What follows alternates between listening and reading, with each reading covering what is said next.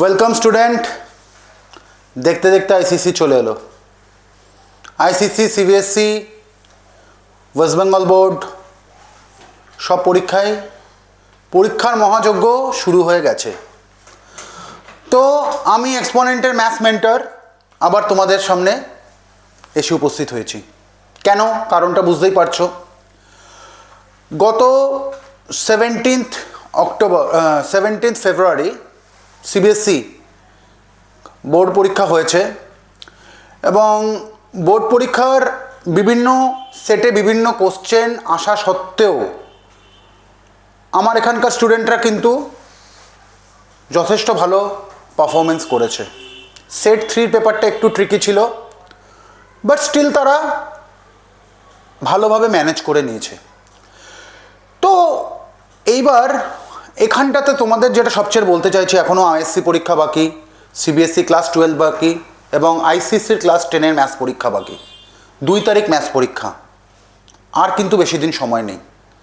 যাদের বাংলা আছে তাদের জন্য একটা বড় গ্যাপ তোমরা পেয়ে গেছো, যাদের হিন্দি আছে তাদের জন্য মোটামুটি 2-3 দিনের একটা গ্যাপ আছে, বাট স্টিল মানে ম্যাথস পরীক্ষার আগে তোমরা একটা ভালো মতো গ্যাপ পেয়েছো এবং যেটা কিন্তু ভেরি ভেরি হেল্পফুল হচ্ছে তোমাদের জন্য। কেন হচ্ছে হেল্পফুল?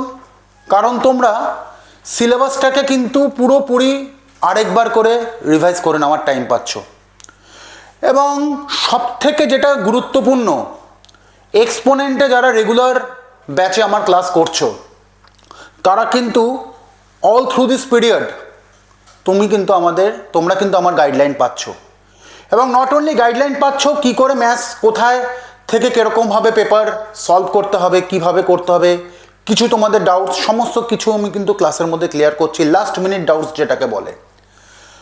এবং শুধু তাই না, আমি কিন্তু তোমাদেরকে ইন বিটুইন 7 ডেজের মধ্যে 2টো স্পেশাল পেপার আমি তোমাদেরকে এখানে করতে দিচ্ছি, তোমাদেরকে দিয়ে করাচ্ছি এবং which will help you immense in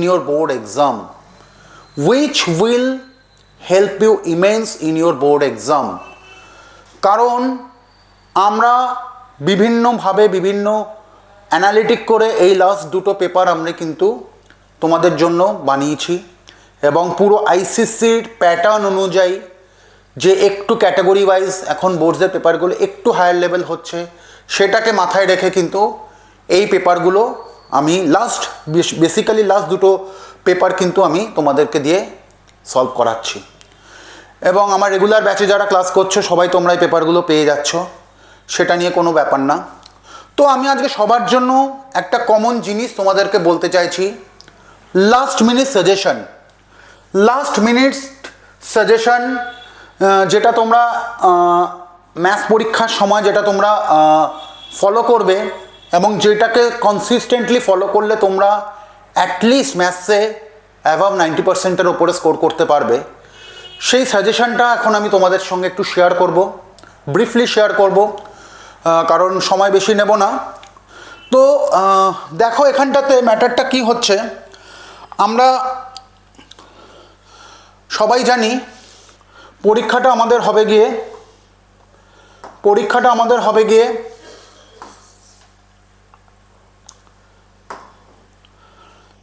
80 মার্কসের পেপারটা হবে এবং যার মধ্যে থাকছে সেকশন এ 40 মার্কস এবং সেকশন বি 40 মার্কস, যার মধ্যে 15 মার্কস থাকবে এমসিকিউ আর এখানটাতে থাকবে 7খানা কোশ্চেন, যার মধ্যে তোমাকে 4খানা কোশ্চেন করতে হবে। অর্থাৎ এই যে প্যাটার্নটা, এটার ব্যাপারে তোমরা সবাই জানো, কিন্তু লাস্ট মিনিট সাজেশনের উদ্দেশ্যটা কি বা প্রয়োজনীয়তাটা কি? প্রয়োজনীয়তাটা এখানটাতেই, এই যে বোর্ড লেভেলে যে এমসিকিউগুলো আসবে, 15 নম্বরের যে এমসিকিউগুলো আসবে, সেই 15 নম্বরের এমসিকিউগুলো কিন্তু তোমরা খুব ভালোভাবে পড়বে এবং আমি তোমাদেরকে এখানে অ্যাসিওর করছি এর থেকে মিনিমাম 10 থেকে 12টা এমসিকিউ কিন্তু তোমাদের ওয়ান টাইম হিটে সলভ হয়ে যাবে।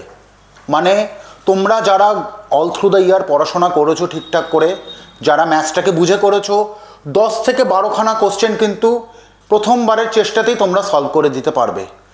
বাট মাইন্ডেড 2 থেকে 3টে কোশ্চেন কিন্তু একটু ট্রিকি হবে, একটু ট্রিকি কিন্তু হবে।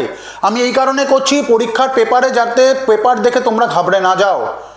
এমসিকিউতে 2 থেকে 3খানা কোশ্চেন কিন্তু ট্রিকি হবে।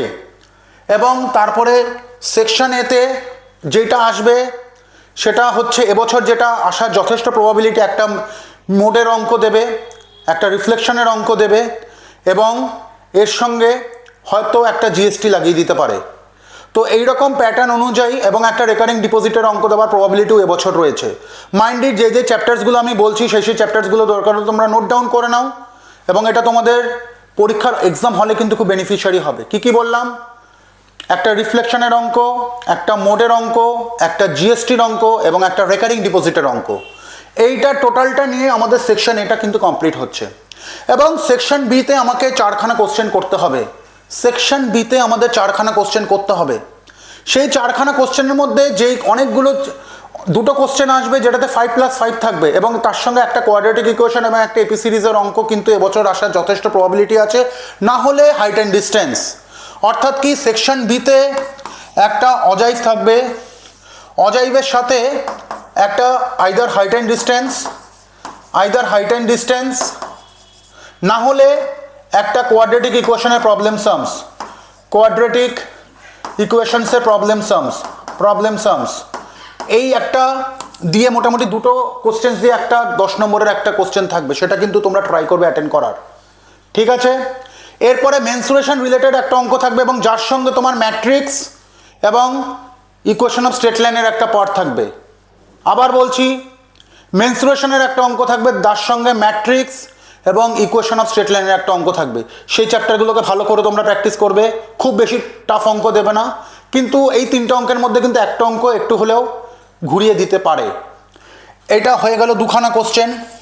থার্ড যে কোশ্চেনটা আসছে সেটা আমাদের পুরোপুরি ট্রায়াঙ্গেলস রিলেটেড একটা কোশ্চেন থাকবে, পুরোপুরি ট্রায়াঙ্গেল সার্কেলস রিলেটেড একটা কোশ্চেন থাকবে, এবং এর সাথে আমাদের section formula, equation of straight line, এই পার্টটা কিন্তু অনেক সময় কোইনসাইড করে যাবে।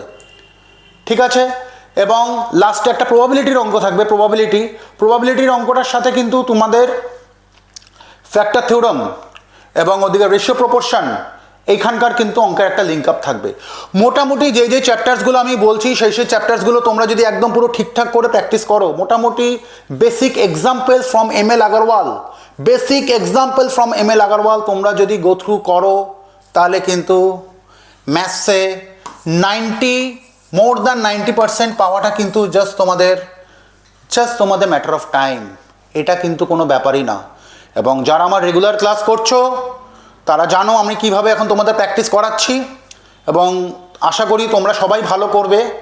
এবং all the best for your exam. খুব ভালোভাবে তোমরা এক্সাম দাও। এক্সপোনেন্ট সবসময় তোমাদের সাথে আছে। All the best.